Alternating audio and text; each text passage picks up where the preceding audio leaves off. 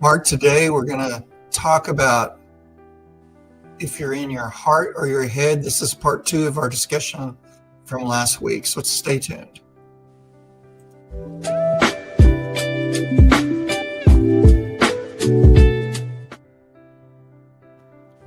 Welcome to Breaking Biscuits, the experience. Mark, last week we were talking about kind of the difference between being in your head and being in your heart.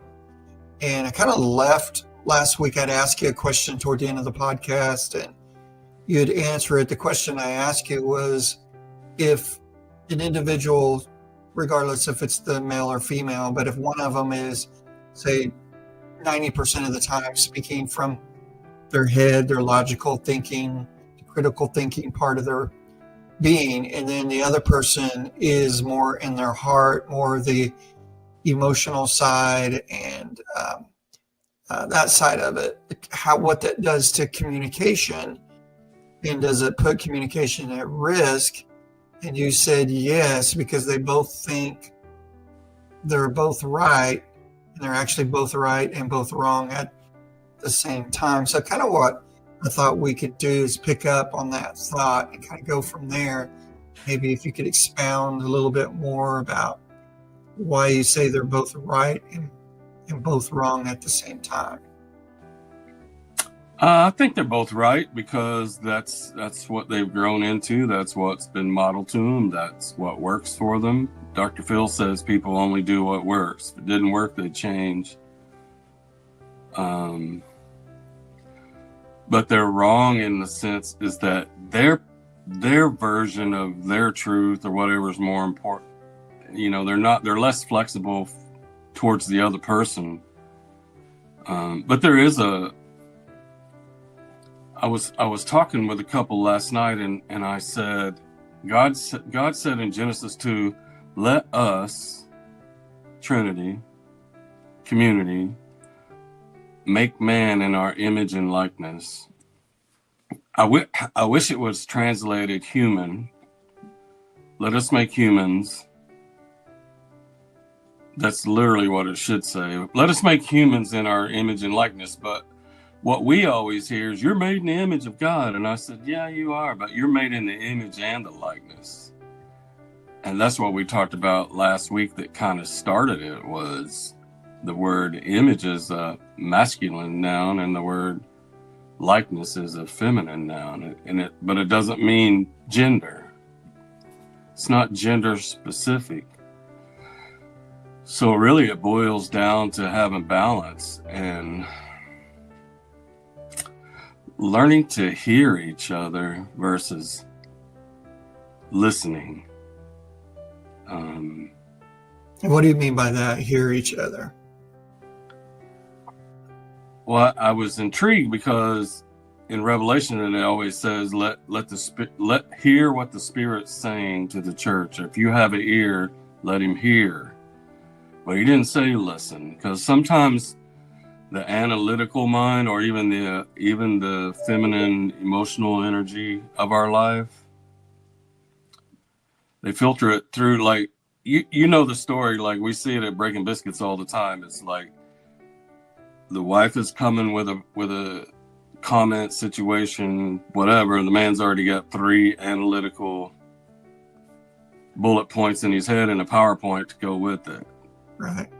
So they listened, but they didn't hear because what I used to tell people all the time, women, and I think it's this feminine energy, and we definitely have it, and we should cultivate it more. But we want to be heard.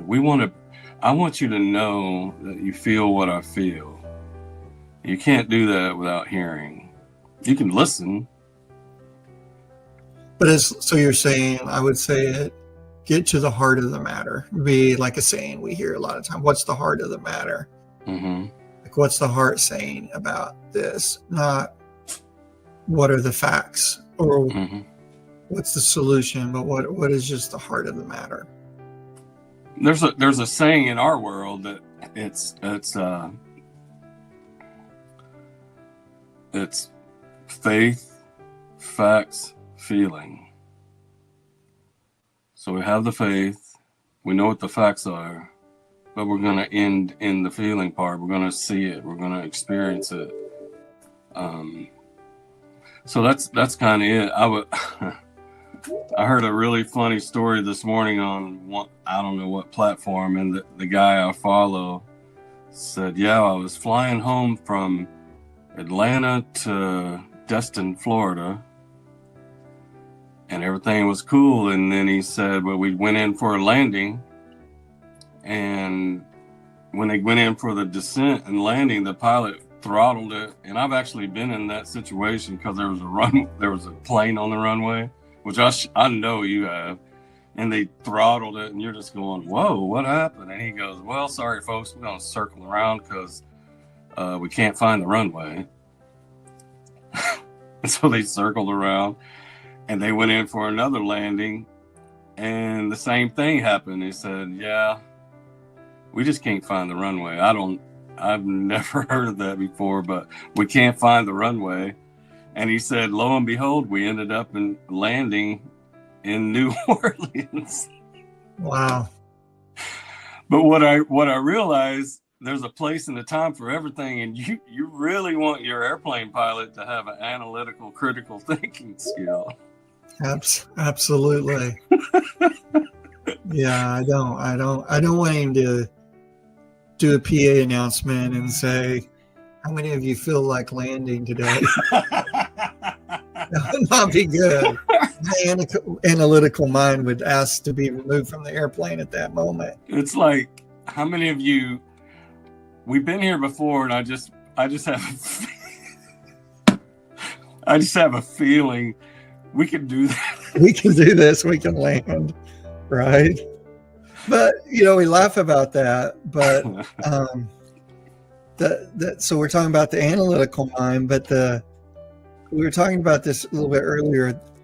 Those that live easier in their heart or feelings, and I call it feelings and beliefs, but there's a way that you could live in that and it be counterproductive as well.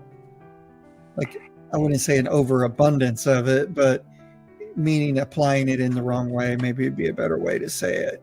Like, you could apply your emotions, because some people, their emotions take over in the sense that they're not able to connect with somebody else because their emotions or their beliefs take over a situation. And then therefore, it becomes a standstill.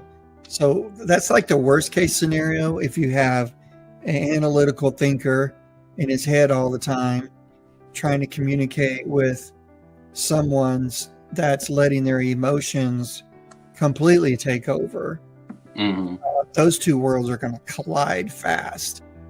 And I think what we're saying is there needs to be a balance, not in just the relationship, but in us as individuals. Like, I'm an analytical thinker. I need to live in my heart more.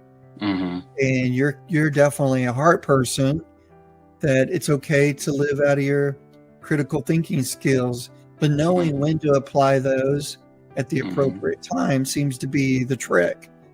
But man, if you get two opposing people, which is very likely in a relationship. Playing from OnePlus 7 Pro. And I'm sure it is. I'm sure it's very important. It happens all the time. Kind of live in both. But I think you brought up a key word earlier when we were talking, is the common goal is safety. Can you talk a little bit what you mean by that? So regardless of whether we bring an analytical mind or more of a heartfelt life to a relationship, the common goal is safety. Can you kind of expound on what you mean? I think what you're saying is there's this one sector, people tend to say, this is what I think we should do. We should go back to New Orleans. Right. There's another sector that said, well, this is what I feel like we should do. Yeah. I feel like we should just go ahead and land. We've done it 1,000 times. Right. trust the gauges, whatever. But in relationship, there's got to be a safe play, a safety that says, I'm going to let you say and express your feelings or thoughts, however, whatever way you lean, and I'm going to honor that, respect that, and do my best to hear it. Without the critical thinker like giving them 3 bullet points of how to fix this, or the other side. Safety seems to be the key, even in our personal relationship. There has to be a safety, and the number one safety, what we run into is, if I tell my truth from my perspective, would I be abandoned? Yeah. And if you ever been abandoned, then it forces you many times to live not authentic, because you don't want to be abandoned again, or or you live in a guarded space. It's just easier that way. So I don't think there's a one fits all. I think you and I are working towards a really great balance, because you've really tapped into that other energy, and it's pretty amazing to watch. Actually, it's like a oil that's been broken open that we haven't ever seen before, or something. If the guy or the girl, woman, man or female, would learn to tap into what they don't normally incline themselves to, there's amazing stuff happening. I couldn't agree more. As we've said, I come from the analytical side, and just opening my heart up to hear, as you said, that's a huge task. But you're right, it does open up a lot of stuff, like a lot of understanding, and it creates safety for the other person, quite frankly. And but it's something that has to be learned, as we talked about last week. It's not natural. I grew up in a pretty analytical home life. It was a great home, mm-hmm. But it was pretty analytical, black and white. You do X, Y as a result. You can even see how I talk about it. I talk about it in an analytical way, and just those patterns are hard to break, because I think that's the emotional belief side. It's not a formula. It's not X plus Y equals Z. It's more holistic. It's more organic. It's just difficult for me to even describe, because my mind wants to try to describe it in an analytical way. But my question for you, because you come from that world, like you're that's part of you're tapped into that aspect of your being. How do you deal with analytical thinking, or those that are very analytical thinkers and critical thinkers? How do you mesh with that? How do you reconcile that when you're interacting with those type of people? Well, first and foremost is realizing that I need them people in my life.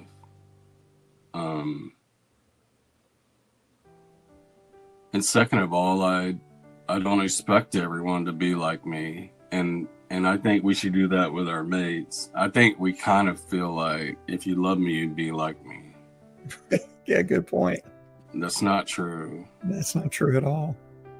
And what I was thinking about yesterday, I was talking to my wife, it's like, we listened to this podcast, and it said romance comes when one person unveils their soul to another.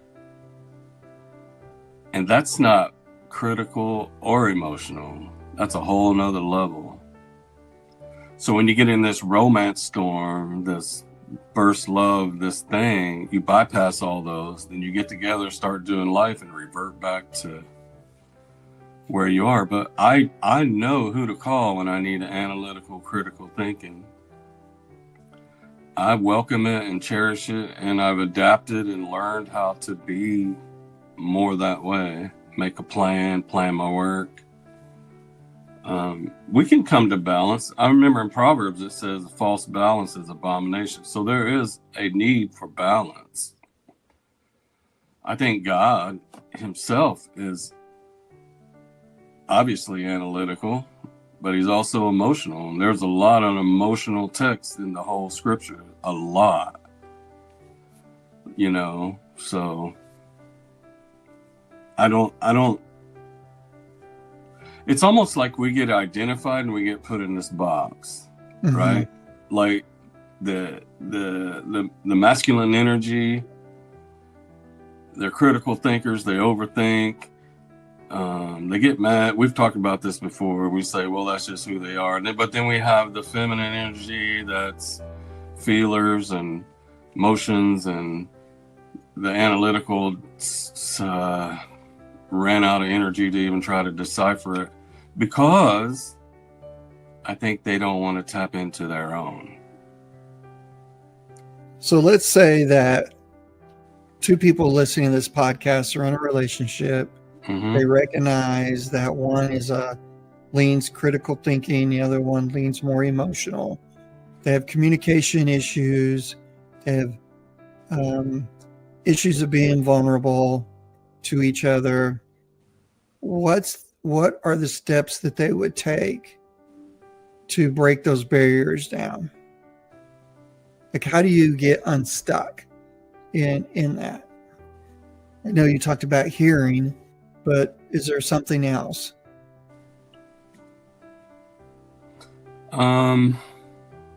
It's just understand. I don't know about you, but it feels like you just have to understand where the other person's coming from and who they are, how they were made. This feminine energy, or whatever you call it, I don't even like to say it because it's gender and everybody's going to freak out, but there's this energy. If you walk in that energy primarily, you're going to be prophetic, you're going to be an artist, you're going to be a singer, you're going to be an author, you're going to be these things. But if you live in the other energy, whatever that is, you're going to be a leader, a business person, money manager, all the things. And I think it's learning to, it's almost like Henry Ford, back in the day. He had this big news conference. And they said, well, there's not a problem you can't solve. And he said, no, there's not a problem I can't solve. There's not anything I don't know. And they go, how's that possible? And he said, watch this. Ask me any question. And so they asked a question, and he said, hang on. And he picked up the phone and called the engineer person that knew the answer to that. And so what he realized, his own deficiency, but he trusted and understood the other's strengths. So it's like strengths and weakness coming together to make a whole. It's a commitment. It's a commitment, because if you stay in these two polar opposites, you're going to get on each other's nerves, and stuff's going to start piling up. Well, I think resentment starts piling up. Yeah. Because you aren't understood. You feel like you're not heard, which turns into, now I'm not loved.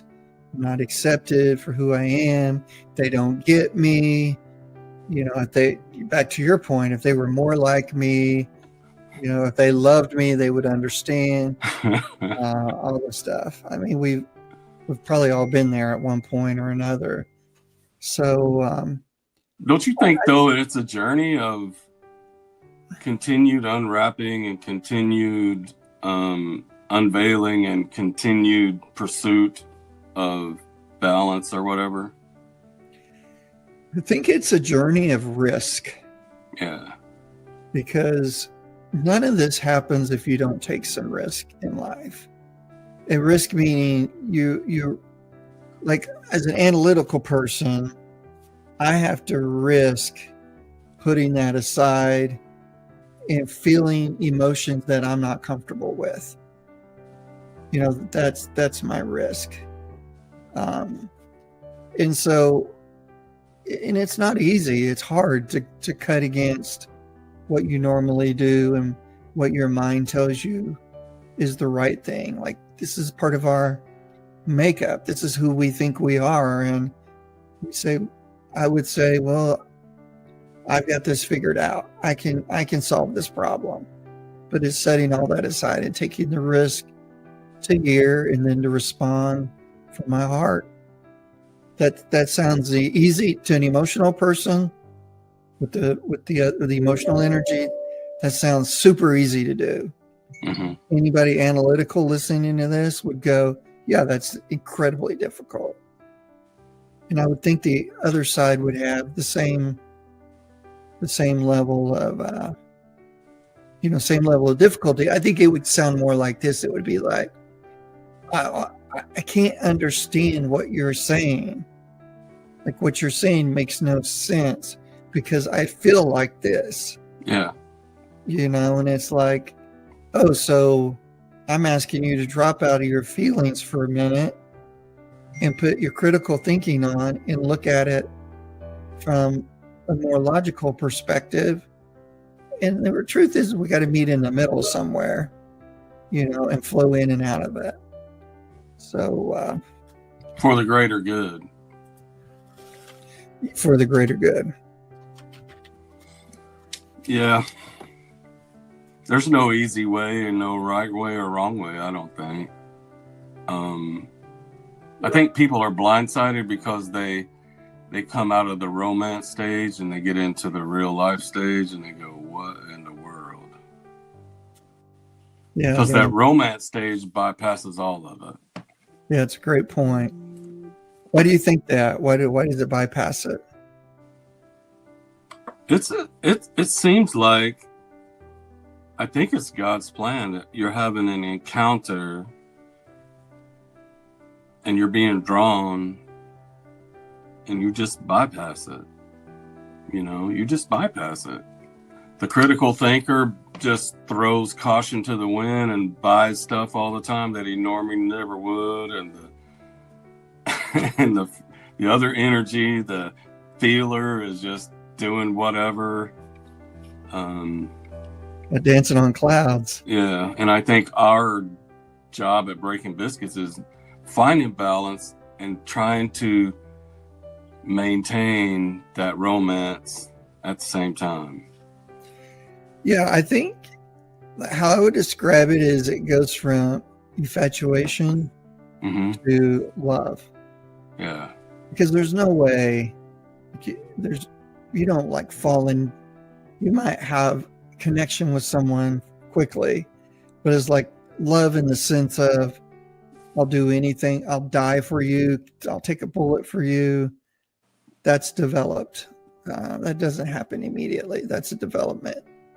And quite frankly, a lot of it's developed in difficult times. Yeah. So, which nobody wants to hear, but that's the reality of it. It's like in your romance stage, you like, I'll take a bullet for you. But in your real life stage, you got to prove it. Yeah, it's like, I don't want you to take a bullet. I just want you to listen to me. Well, Mark, maybe that's kind of a good place to stop this week. Is there anything else you want to share? And I was a little bit lighthearted this week, but we don't laugh at these things, we'll cry, right? It's hilarious because I just wonder if God's just looking down going, look at them. They're so silly. But yeah, I know there's a lot of people that watch us. We have people add us, on their Facebook and YouTube all the time. I would just appreciate if people would like, share, and comment. And we're two old guys with a computer, but I'd like to have all the flash and fluff, and you click a button, you do this, and everything's that. But Right now we're not there, but we have the content because we have the experience. And it would just be nice to know people are listening, because I know they are, because I see the numbers and I know they're watching. But just to like and share and be a part of our Breaking Biscuits whole family, because eventually we're going to start doing live webinars and things, and we need to know who you are, who's on board, and who to ask. And we'll probably do it from our Breaking Biscuits Facebook page. We'll pull from those people. We'll only announce it on that page. So if you're interested in following us and being a part of this, but today was a lot of fun. Because there's no right or wrong answer. It was just hilarious. It's like you look at yourself. You just can't take yourself too seriously, really. Yeah. And I think we're so incredibly complicated and incredibly simple at the same time. And we just have to learn to see life through your mate's eyes. You just have to. You don't have a choice. That's the challenge. But you're right. You don't have a choice. That's unless you want life to be miserable. But it's like what we say here, like with Max. It's sometimes you have to pick and choose your battles, and sometimes I'll tell my wife, "Well, I'm gonna die on this hill. I'm not budging." Right. But you can't die on every hill, every disagreement. Right. And it's not earth-shattering. And we didn't even tap into this, but you can't check out. You don't have a tag team partner. You can't get out. You got to stay in the ring and work it out. Right. So, and that's so true and so key. Yeah, you got to work it out. But these communication skills that we're talking about and these fundamental ideas that we have a tendency to lean into, they're huge barriers of communication. And that's why it's so important to just understand them fundamentally, identify who you are, kind of as we describe it, and then really work real hard to connect with understanding your life partner. Because that's the first step in really communicating, is to hear, as you said, is how you put it. And it's taken me a lifetime to get here. So there's a whole bunch of 30 and 40-year-olds that they don't need to wait. They can learn now. And I hope they do. And I hope they're aware. Nothing that's not redeemable or salvageable or workable. I had an old apostle friend. He said, I do marriage counseling like this. And I said, how was it? And he said, I bring the couple in my office and I look them right in the eye and I say, which one of you is going to die? It's to the point. Somebody's going to have to give up your right to be right for a moment and understand. I don't know. I'm enjoying this journey. And this is what Breaking Biscuits is really all about, is rekindling what maybe had been lost through life's journey. Healing maybe some stuff from the past that we didn't know that was affecting us, that's pulled into our now. And we've just had really good success, and we slow life down and we focus on us. And I think that's probably primarily, and that's what the podcast is about, really. Yeah. Communicating. And I hope people are gleaning from it. I think they are. I do get texts and comments, but it's been a fun journey, man. We talked about it forever and we've done it. We did it. Yeah, we're in episode 14 today, so more to come. It's crazy. Which takes us to the end of this podcast, Mark. Yes. So until next time, This is Breaking Biscuits. We love you guys. Comment, like us, and share. Yes. And we'll see you next time. God bless you guys. Bless you guys.